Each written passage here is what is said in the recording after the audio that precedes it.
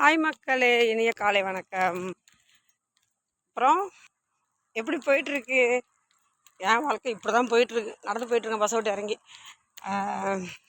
இப்போ வந்து என்ன ட்ரெண்டிங்னா, நகை விலை வந்து 1,00,000 ரூபா ஆயிடுச்சா. அதனால் நகையை வந்து ரொம்ப ரொம்ப சீப்பாக நினச்சி கொண்டு அடகு வச்சவங்க, நகையை வேணாம் ரொம்ப பொறுப்பு இல்லாமல் இருந்தவங்கலாம் இப்போ எவ்வளோ வேதனைப்படுவாங்க. நகை 1,00,000 ரூபா ஆயிடுச்சு, எப்படா வாங்குறது? வாங்க முடியுமா? இனிமேல் ஒரு பவுன் நகை வாங்குறது எவ்வளோ கஷ்டம். அவங்க குடும்பத்தில் கஷ்டம்ன்ட்டு நகையெல்லாம் கொண்டு வைக்கிறோம், வச்சிடுறோம். வாங்க முடியாதவங்களாம் எவ்வளோ வருத்தப்படுவாங்க. ஆமாங்களா?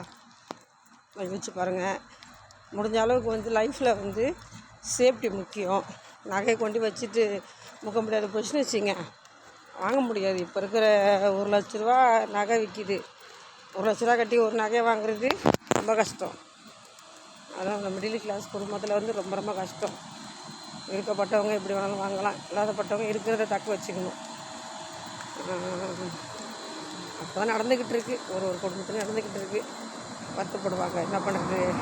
அதனால் இதுக்கு மேலே நகையை கொண்டு விற்காதீங்க. இருக்கிற நகை நட்டை வீட்டில் வச்சுக்கோங்க.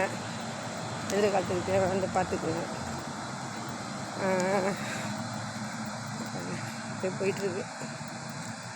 வேறு என்ன நல்லது சொல்கிறது? இப்போதைக்கு நகை தான் இப்போ ட்ரெண்டிங்கில் இருக்குது. 1,00,000 ரூபா ஆயிடுச்சு. அதனால தான் அதை பற்றி சொன்னேன். ஓகே, நன்றி. கடை வந்துருச்சு.